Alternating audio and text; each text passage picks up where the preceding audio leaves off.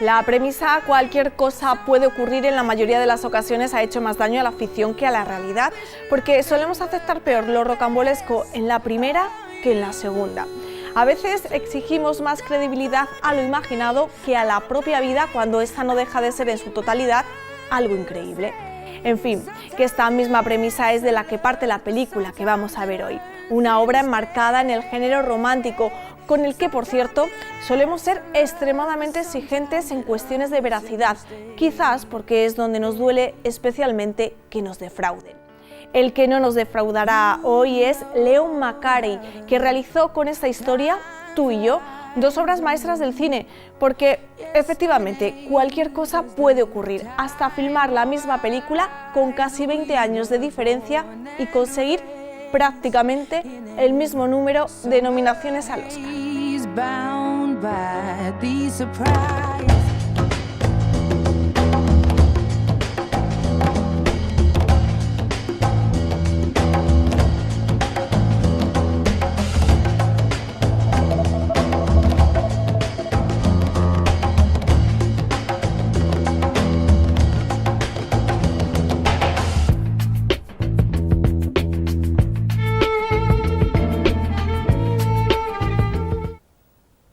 Esta película, la que vamos a ver hoy, entre otras muchas cosas, nos va a enseñar que las grandes historias de amor, cuando funcionan, hay que repetirlas. Y eso es lo que nos pasa aquí un poco en el Callejón de las Maravillas, ¿no? Lo nuestro ha funcionado y repetimos semana tras semana. Sí, sí, N veces, sin límite. Bueno, vamos a ver Tú y yo, la primera versión que se hizo de esta historia romántica, en el año 1939, dirigida por Leo McCarey, y la vamos a comentar con el escritor Antonio Lázaro. Hola, Bensi. Hola. Con el guionista y director de cine Alberto Carpintero. ¿Qué tal? ¿Cómo estás? Y el guionista, editor y autor de Memorias del Cine Club, David Parajes. Hola, ¿qué tal? Hola. Pues bueno, vamos a ver hoy la primera versión de Tú y yo. Ya vimos Años A, la del 57, también dirigida por Leo McCarey, aquí en el Callejón de las Maravillas, pero hoy nos toca ver la original, el germen de esta gran historia que ha dado para mucho. Desde luego, ha dado pues para 3 versiones, luego nos abundaremos sobre cada una de ellas y demás, supongo, en el coloquio, y ha dado incluso para una adaptación a Bollywood, he leído, de la historia, sí, se ha trasplantado al cine, al floreciente cine hindú y demás.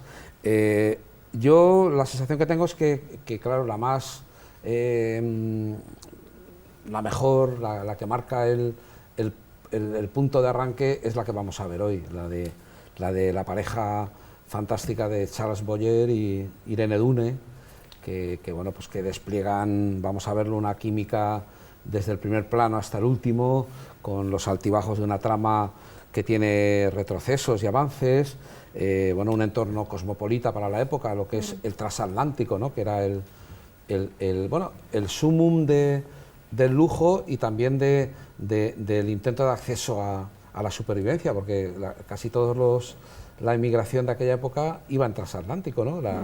Los sicilianos, los irlandeses, etcétera, no sé si en los mismos barcos de lujo que... Me temo que en primera clase no. No, en primera desde luego que no, pero no sé si incluso iban en la bodega de estos barcos o era otro tipo de embarcación. Pero bueno, es una película que tiene viaje, tiene amor, tiene glamour a raudales, tiene emoción, tiene sorpresa, tiene... En fin, es una película que hay que ver, Forma parte debe formar parte de la mochila de cualquier callejonero o callejonera. Alberto. Sí, hombre, estoy de acuerdo con Antonio, pero creo que he visto, o sea, las dos versiones las dos, porque luego está Algo para recordar y otras tantas variaciones o variantes sobre el tema. Pero bueno, las dos películas de Leo McCarey, creo que está claro como origen o primera versión, tal vez sea, no sé, más importante, sino que a lo mejor contiene todos los elementos que posee la otra, pero creo que la otra es como la 57. Sí, es la versión perfeccionada. Me parece una película prácticamente perfecta de dirección y de momentos muy sutiles O sea, es como una perfección de la sutileza. Leo McCarey me parece uno de los mejores directores de los años 30 y 40, y en los años 50, ya un poco mayor y tal, creo que esa película tocó techo en cuestión de cine romántico, o sea, de cine romántico dramático, y tal vez se haga un poco más larga, también es más larga, ¿no? Dura 2 horas, sí. Esta dura 1 hora y media, escasa. Pero esta es importante, esta es sobre todo la química de los dos actores, la elegancia, lo que decía, ¿no? El glamour, o sea, es una película muy agradable de ver, sobre todo, y muy peculiar para la época, la verdad. O sea, contiene una serie de temas o de diálogos que dicen cosas o sea, que no dicen cosas, pero que es muy interesante. O sea, tiene un guión muy bien escrito. Y eso la segunda versión también, pero en esta tal vez eso lo sorprenda más, sobre todo por la época, ¿sabes? Porque creo que es del 39, ¿no? La película. Es del 39, sí. Y ya en el 39 ya estaba el código Hays y tal. Además hay ciertas cosas de la mujer y de incluso de medio engaños y tal, que era ya bastante polémico para esa época en Hollywood. Y están haciéndolo aquí. O sea, y ciertas frases. O sea, creo que es una película muy potente para los elementos que tiene, que realmente no son muchos. O sea, un barco, en una localización, 2 localizaciones, cómo juega esos pocos personajes y en cambio es fascinante. Pero ya digo, luego si queréis hablamos un poco de comparativa, sobre todo en las dos versiones. Yo ya digo, ya me posiciono Cary Grant, pero esta es una fantástica película. David. Pues yo, recogiendo el hilo de Alberto, yo pienso que casi me gusta más esta, por motivos que sí que luego podremos desgranar, pero desde luego está cumpliendo un poco este tópico, ¿no? Esta frase que se suele repetir muchas veces de que ya no se hacen películas así. Yo creo que tú y yo entran muy bien dentro de este género de películas que efectivamente ya no se hacen. Es verdad que la historia, ya no solo el propio Leo McCarey, que hace su propia readaptación años después, sino que es una historia que al final se ha convertido en un tópico, ¿no? O sea, que es, digamos, el drama romántico, comedia, empieza siendo una comedia romántica por excelencia, pero la diferencia es cómo se cuentan estas historias, ¿no? Cómo están rodadas. Y es verdad que este cine pertenece de una manera tan clara a esta época, a los años 30, ya a principios de los 40, pero sobre todo muy identificado con este cine de los años 30, que era como el sumum de la sofisticación, ¿no? En realidad es cine evasivo por excelencia. Normalmente la palabra evasiva, un espectáculo evasivo o de evasión, ya lo identificamos como algo peyorativo, como algo negativo, pero no, al contrario. En esta época, este tipo de películas ejercían casi una función de servicio público, porque es verdad que la vida era complicada, bastante complicada. Fijaos que esta película es del año 39, lo que estaba sucediendo o lo que acababa de suceder en España, y la gente necesitaba ver este tipo de cine, necesitaba ver historias que de repente le transportasen a otros lugares del mundo, con otras realidades, con gente que desde que se levanta hasta que se acuestan van vestidos con trajes, perfectamente peinados y en escenarios absolutamente irreales, porque aquí todo está construido en estudio, ¿no? Hay unas poquitas escenas exteriores muy bonitas de Nueva York, pero que se nota que no están rodadas para la película, que están rodadas por una segunda unidad. Entonces, son películas que destilan una magia muy especial y que realmente es lo que necesitaba el espectador de aquellos días. Si nos proponemos participar en este juego, si somos capaces de ver la película, este tipo de películas y esta en concreto con estos ojos, con esta mirada, yo creo que se disfrutan más. Yo recuerdo que esa película la vi de chaval y claro, entonces me costaba más, no me dijo mucho, ¿no? Al primer vistazo te puede parecer pues, una película cursi, una película un poco ñoña, pero es verdad que luego ya cuando les das una oportunidad y las ves con una mirada libre de prejuicios, te das cuenta de que, como decía Alberto, es un cine muy sutil, es un cine muy elegante, es un cine que te está contando muchas cosas con pocos elementos, es un cine que sí da prioridad a los sentimientos, pero que detrás está un gran narrador como Leo McCarey, que es un director que luego no ha sido muy reivindicado, ¿no? O no lo suficiente, pero es verdad que tiene este talento de saber dónde colocar, dónde situar la cámara en el emplazamiento adecuado para transmitir cosas al espectador de una manera inequívoca. Y desde luego que esta película transmite mucho y lo sigue haciendo, y parte de esa magia era que hablaba David, que bueno, que envuelve a la película y que servía en el año 39, les aseguro que sigue sirviendo ahora. Así que no se pierdan Tú y yo.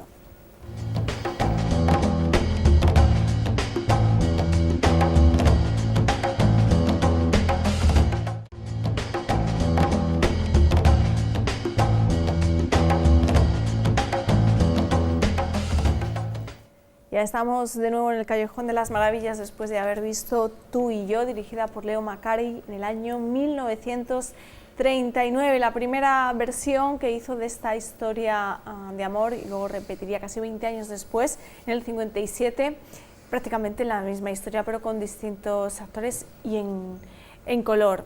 Glorioso color. Glorioso color. Ese color inolvidable, ¿no? Del 57, Tecnicolor, sí, ¿no? sí. Tecnicolor puro y duro, yo creo que era. Y además ya en un formato... Sí, formato panorámico. Sí. Escope. Escope, Claro, sí. si no han visto el inicio del programa, aquí dos de nuestros colaboradores ya se han pronunciado por cuál era su versión favorita de las dos, aunque las dos son buenísimas. Alberto, por ejemplo, decía que se quedaba con la del 57, con Cary Grant y Deborah Kerr, y David prefería esta. El que no sabemos es Antonio, ¿cuál? Ay, es que yo dejarme que me inhiba, porque hay caso, ¿no? Hay caso. Hay caso aquí, tú prefieres... O sea, El juez. que ellos... No, bueno. Yo es que la de Tecnicolor creo que la he visto, pero no la tengo No la en tienes la fresca. retina, digamos, no la tengo fresca, y entonces no tengo elementos suficientes de juicio para pronunciarme, ¿eh? De manera que me inhibo, creo que es lo más ético. Sí, En cualquier caso, es toda difícil. una proeza, ¿no? Volver a filmar la misma historia. Esta ya había sido muy exitosa, había tenido 6 nominaciones al Oscar, había sido también un éxito de público. Volver a atreverse a hacer prácticamente lo mismo 20 años después. Y yo creo que fue mayor el éxito, ¿eh? Y también tuvo Porque un montón de creo que fue nominaciones mayor. al Oscar, mucha gente fue a No, pero hablando de las verla, películas- es todo un... Claro. Es que Ahora ha hay temas pervivido que no más. pasan de moda, que no prescriben, ¿no? O sea, Bueno, pero- la gente no conoce esta... Yo hablando con gente, esta versión no la conoce mucha gente. Conocen a la de Cary Grant y Deborah Kerr, pero por Cary Grant. O sea, Charles Boyer lamentablemente es un actor magnífico. Creo que está olvidado. Es un actor olvidado. Irene Dunne igual. Sí. O sea, son actores buenísimos. Sí. Pero la gente se ha quedado Cary Grant, Deborah Kerr. Es que Cary Grant en aquella época era garantía de éxito, entonces arrastraba a las masas. Tú ponías su Claro. cara en el cartel de la película y automáticamente significaba éxito. Y efectivamente, dices Tú y yo, ¿cuál? Ah, sí, esa de Cary Grant, que ya está. Claro, Cary Grant en el Empire State, pero es que ya había esto, pero bueno.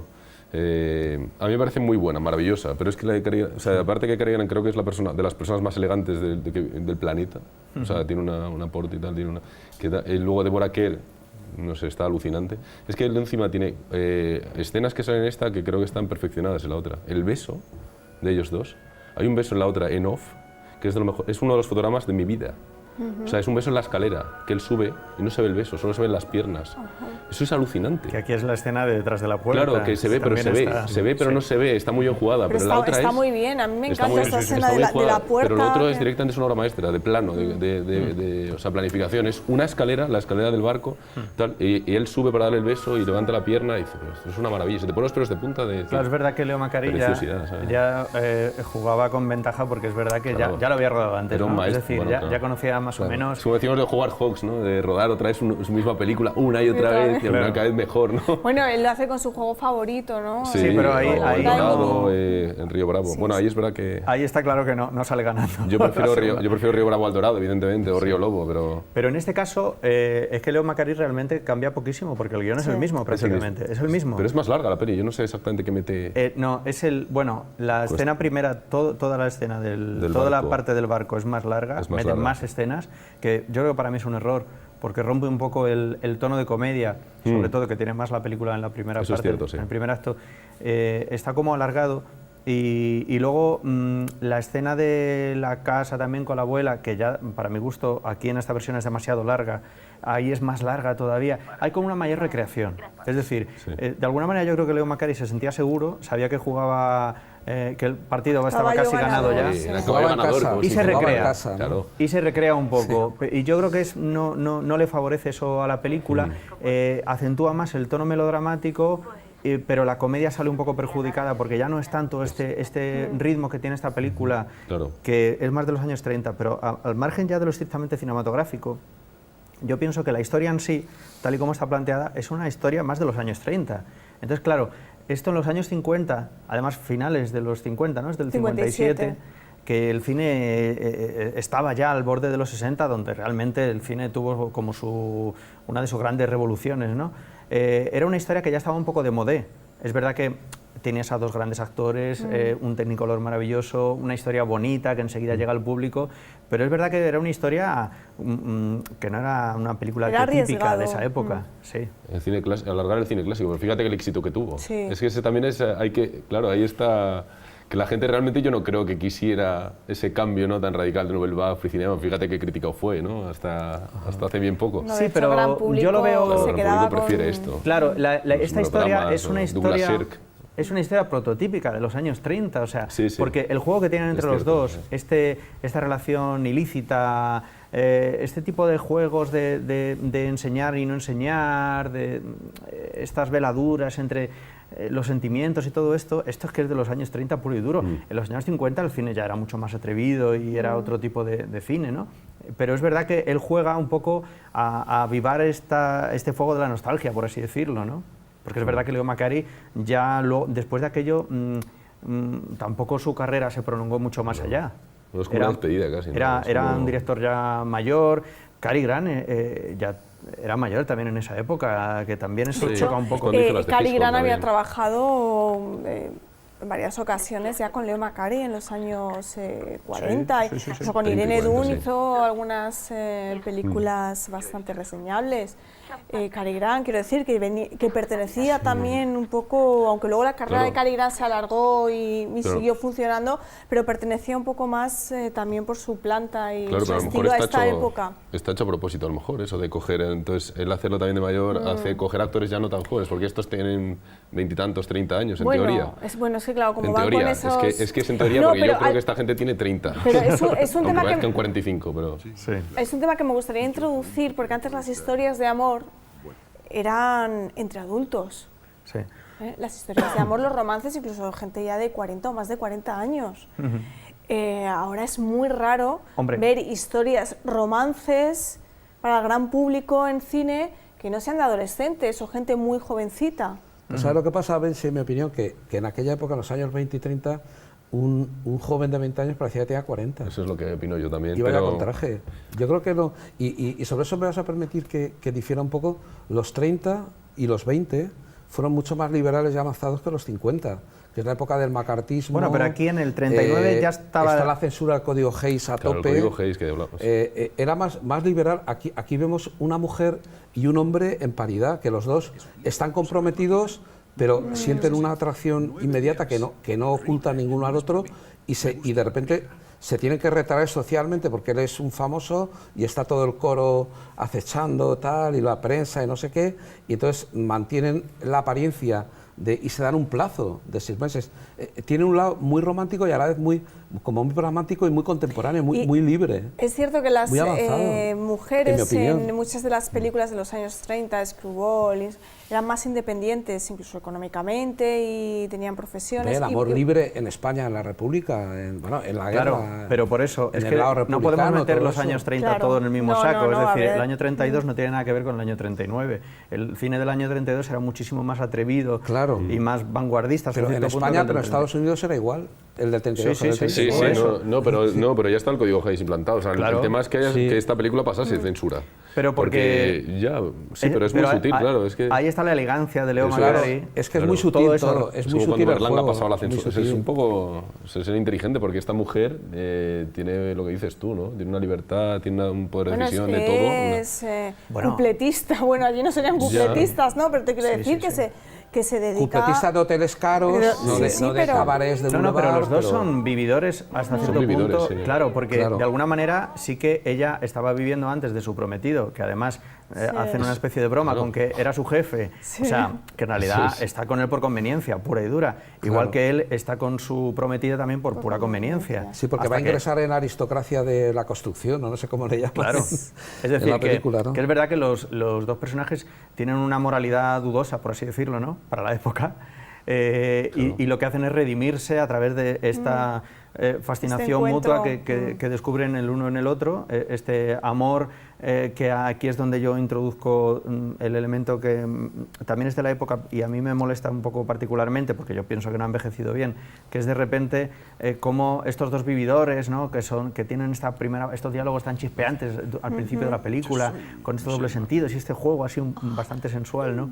Pero de repente llegan allí a Madeira, entran en esa capilla y ese ambiente monacal y todo esto, descubren el amor, pero el amor romántico, un amor casi espiritual, ¿no? Porque cuando ella se pone a rezar, él la mira, hay una especie de juego ahí... Casi místico. Casi místico, sí. Sí, sí. Y de repente ahí se transforman, se enamoran, echan por la borda, nunca mejor dicho, sus vidas anteriores, les da por trabajar incluso, con la pintura, cantando... Ella sigue cantando, vamos. No, pero No. ella deja a su Ella había dejado de prometido. cantar ya. Sí, ella Y había vuelve dejado de a cantar. cantar, claro, y vuelve a cantar. vuelve a Vuelve a- los dos la vuelven había a trabajar. retirado el prometido, Sí. claro, que es lo que hacían los ricachones y tal con las vedetes, cantantes Claro. y tal, las retiraban rápidamente. Los dos se Del dan mundial cuenta... al ruido. Sí, sí.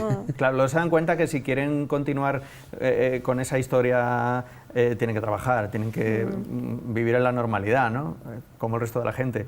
Entonces, claro, aquí hay un doble juego entre un poco como tienes que pasar por el aro, ¿no? Es decir, te tienes que convertir a la decencia, a la vida... Ya, pero al final, bueno, lo que resume la abuela es el compromiso. Al final en la vida te tienes que comprometer Claro, con ciertas cosas para que Sí. pues, obtener ciertos resultados, porque si no va a ser muy complicado. Claro, el personaje de la abuela para mí es como crucial. Sí, lo es. Es verdad que es un poco prolija la secuencia, hasta el punto de que en un momento dado está sufriendo por si pierden el barco, ¿no? Ha sonado ya la sirena, hay un plano ahí que suena y dices, van a perder el barco, se van a tener que quedar en Madeira, que además no es Madeira, porque se ve que es un decorado Sí, claro. cantón total, ¿no? Pero el personaje es muy interesante porque quiere muy bien, quiere a su nieto y lo conoce muy bien y habla de su banalidad, de su superficialidad y de que la vida le pasará factura por esa burbuja de champán rosado en la que vive, etcétera, le va a pasar factura. Y la factura es la enfermedad de ella, que yo creo que aquí se introduce otro elemento muy típico también de este tipo de dramas románticos de la época, que era al final uno de los dos personajes, habitualmente la mujer, cae enfermo. Y entonces había al final un drama trágico que aquí se queda abierto porque parece que está la posibilidad de que ella se puede curar, ¿no? Se supone que al final se curará y todo esto, pero en muchas otras películas la mujer directamente moría, o el hombre en algunos casos, si la película era bélica, y entonces pues de Eso es un repente era melodrama, como una sí. lección de vida, de un castigo a esa vida pasada, disoluta, llena de libertinaje que habían Pero tenido antes. al final de esta película también lo que te habla son de las pruebas de amor, ¿no? Claro, Como los trabajos de Hércules, pero en... Y tiene una frase muy rara, porque plan romántico. Le dice, si tú has podido pintar, yo puedo andar. Dice, es como si tú has podido pintar, Es será divertido. pintor, ¿eh? Sí, O sea, claro. ¿no? Tú has podido pintar, siempre a trabajar, ¿no? Si Claro. tú eres un vago y has podido trabajar, yo puedo andar, hombre.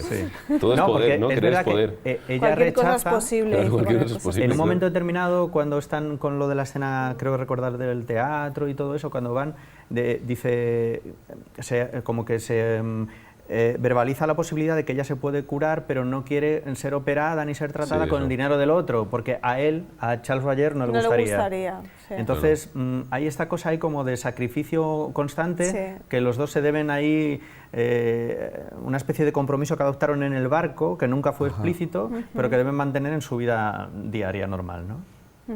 Esto, lo de volverse a ver un encuentro fortuito, de pronto surge el amor y quedas después para volver a verte, lo vimos en la película de antes del amanecer, Ah, ¿no? claro. También se utiliza esa premisa de dos personas que se encuentran casualmente y quedan unos meses después Y no van.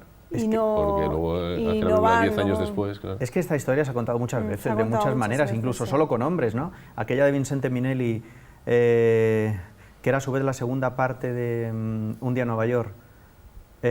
¿Cómo es? Los tres marineros que Llevando también... anclas. ¿O? No, no recuerdo ahora el título, pero eran igual los tres amigos que han estado en la marina y tal y cual, y lo mismo, quedan dentro de un año, no sé cuánto Ah, es tiempo, verdad, sí. en una Bueno, tabernita de Nueva York y tal y cual, y luego, claro, las complicaciones que tienen para verse y Queda para mucho quedar y todo juego, esto. claro.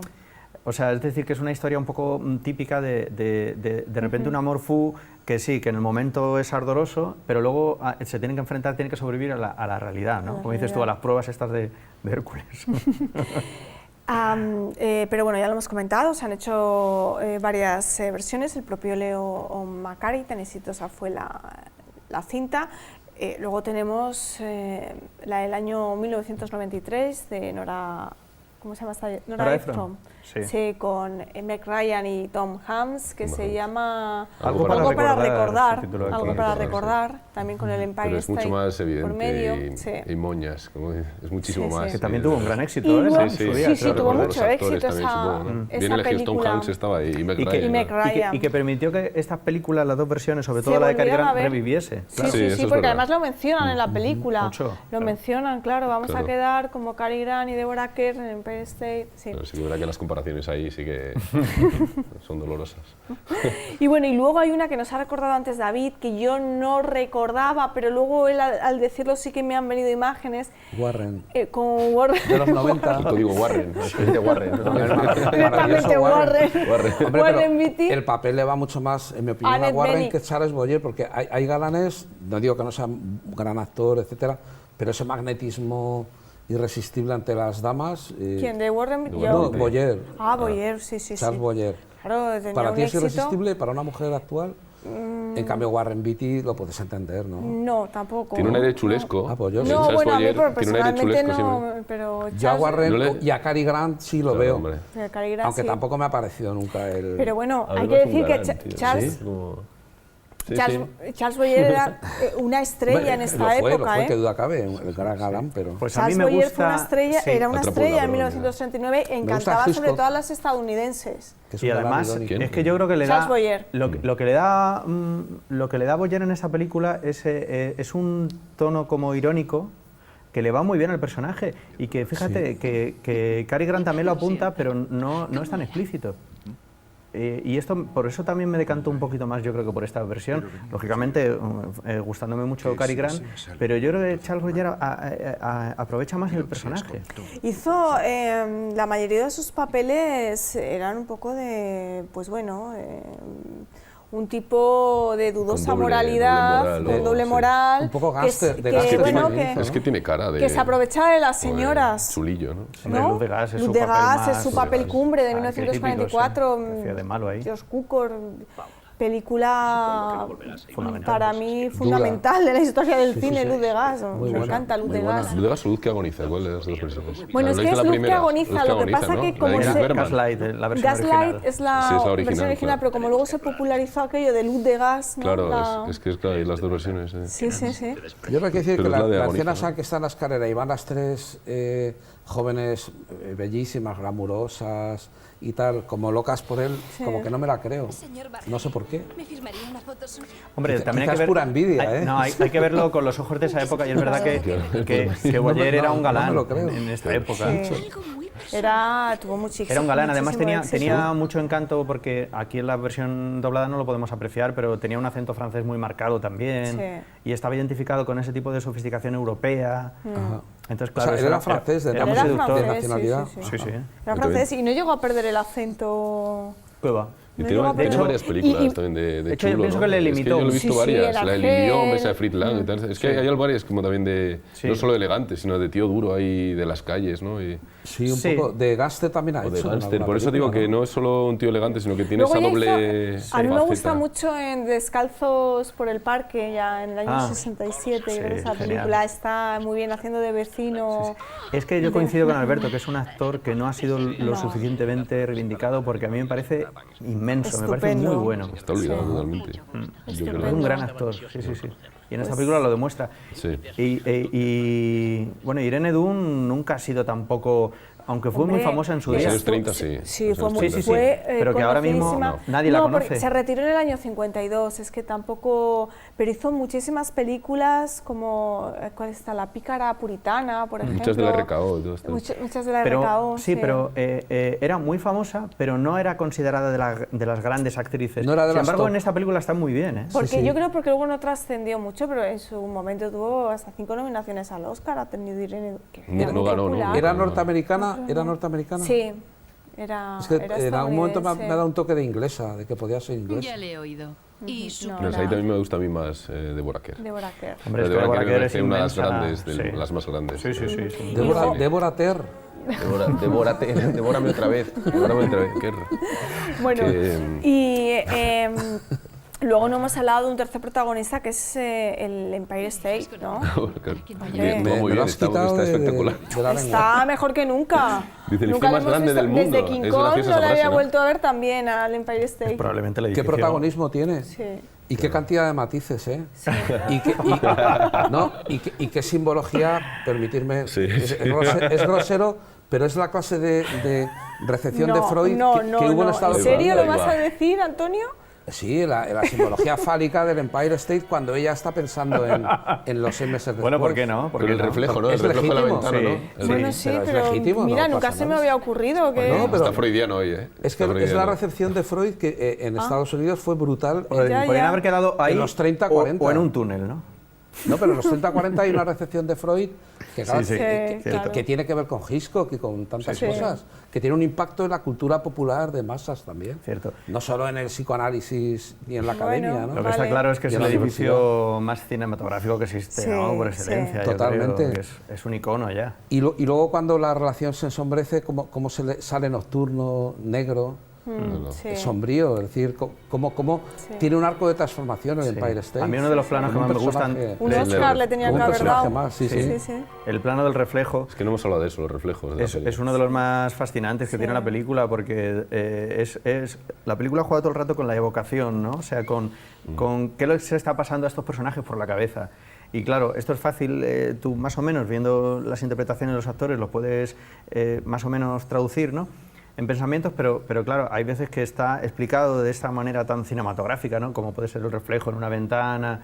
No es necesario ver un plano y un contraplano, ¿no? Es aquí esta habilidad de Macari de decir, bueno, pues aquí mediante este reflejo, o también, no bueno, es- la escena de los andamios.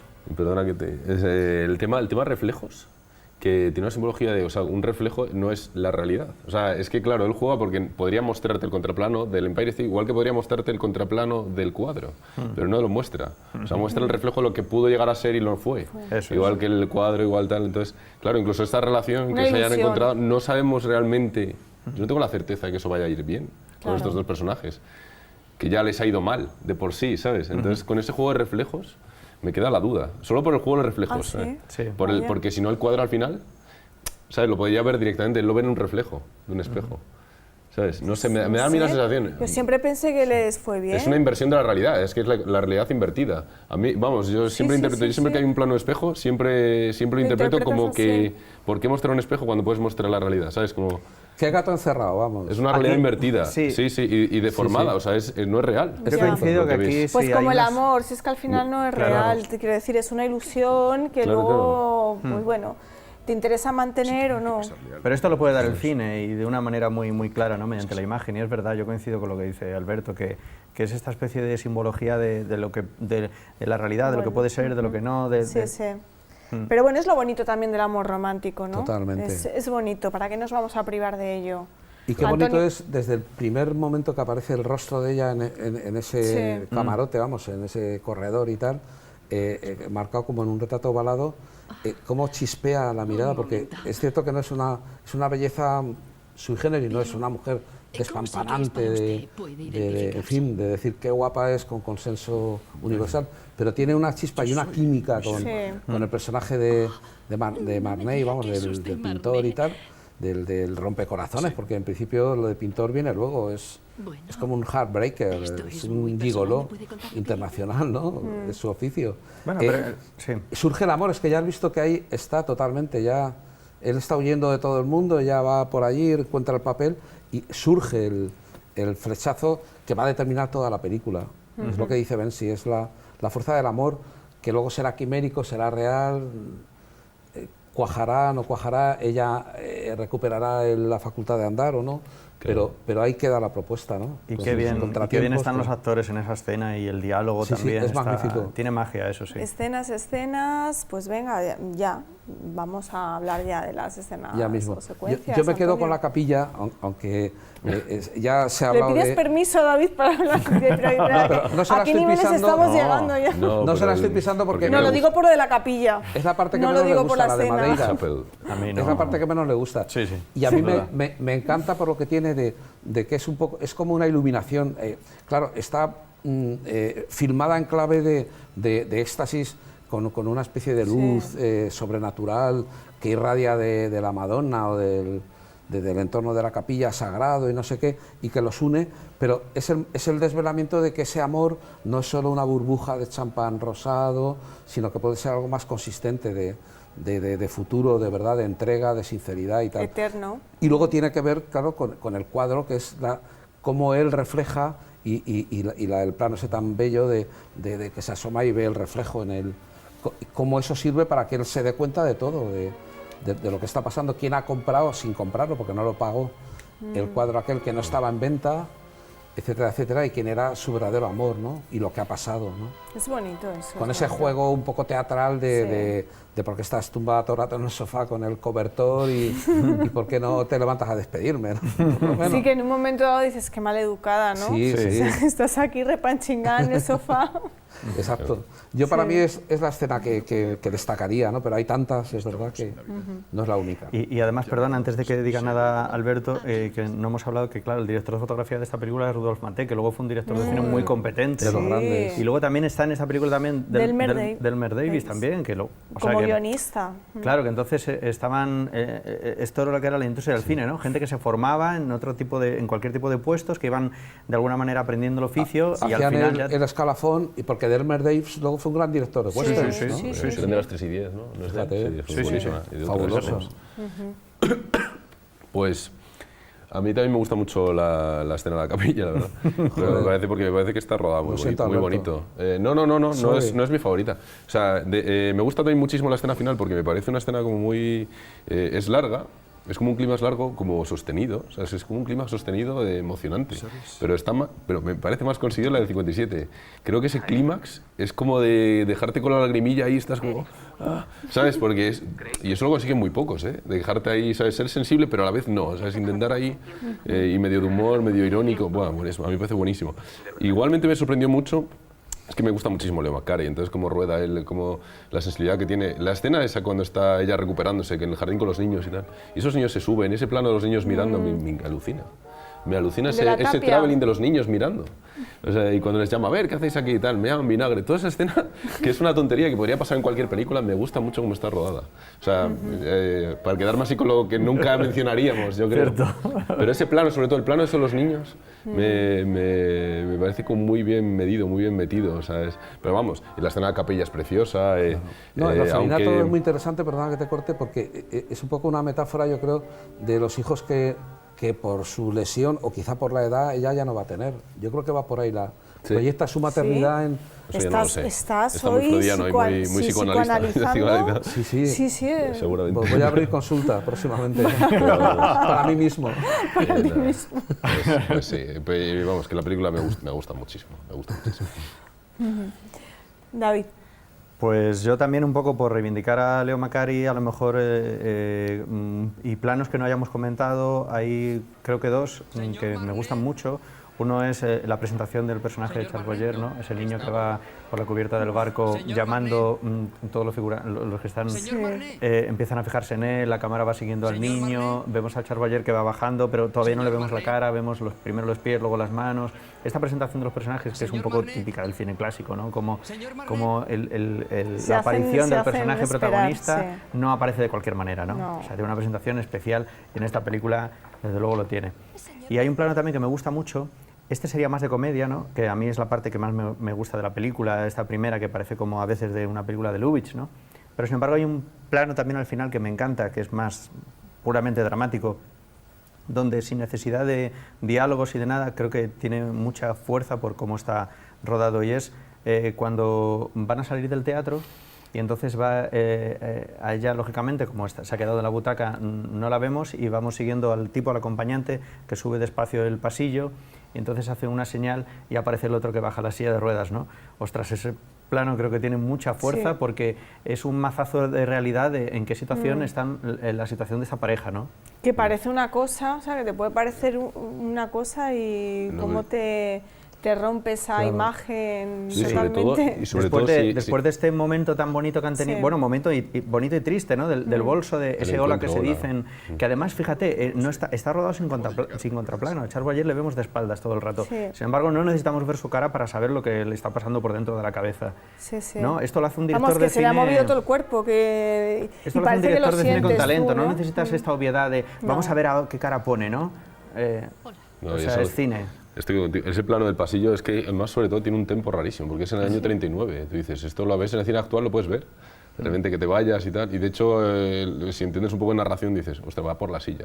¿Sabes? Va por la silla, pero no corta. Esto es alucinante. ¿Sabes? Y va para atrás y para atrás. Y me dice, pero bueno, es que es único, es único. Es lo que le hace grande a este señor, ¿no? A Leo McCarey, y que no lo tienen muchos eso. No. Porque mucho cine que veas de los años 30, 40 es plano contra plano y tal, situación, tal. Pero eso de quedarte un rato, volver. Pero es que es un tempo de cine actual. ¿Sabes? Es un plano secuencia, no es ¿no? un- Lo que claro, se más, llama. sí, bueno, más o menos no dura toda la secuencia, pero... Casi. O sea, ¿cómo no Tiene- hace elipsis? Sí, sí, cómo ¿Sabes? sostiene el- ¿Cómo sostiene? Y hay una cosa fuera de campo. Bueno, juega con los fuera de campo este señor, Leo McCarey, como ninguno. Lo que decía Y antes con del los beso y de- otras cosas. Y con los detalles. En accidente realidad, fuera de campo, sí. todo. Sí, el En realidad el gran accidente. plano de la película para mí es el beso de detrás de la puerta, porque que tiene ese juego con las manos, la cámara baja, las manos se juntan, luego vuelve a subir, es un beso que se ve entre sombras y medio detrás de la puerta. Eso para mí explica toda la película. O sea, es un amor Claro. que no se puede salir a la luz, que tiene que estar oculto. El detalle de las manos, que a lo mejor otro director, no sé, no lo hace de una manera tan sutil, ¿no? Y la cámara se mueve de una manera muy elegante. Ujú. Bueno, nos tenemos que ir, no habéis comentado nada de los números musicales de Irene Dunne, ¿no? Que lo Es aprovecha Leo McCarey porque ella era una gran cantante. El último tercio es como un musical con los niños huérfanos Con los y, niños. y todo eso, sí, sí, es verdad. Que los niños de antes, qué educaditos, ¿verdad? Que Demasiado, bien, ¿no? que Un demasiado. poco repelentes. No, pero los son ponen como que son graciosos. malos, pero ella no, ella ha sabido más o menos... No, y dices, son malísimos, me llaman no sé qué vinagre. Tal. Sí, fíjate, pero- Y luego son muy buenos todos. Sí, sí, claro. Y él me hace mucha gracia, el niño sí que hace... ¡Oh! sí, Me marca el tono. Muy absurdo, Bueno. pero está muy bien. Nos vamos hasta la semana que viene.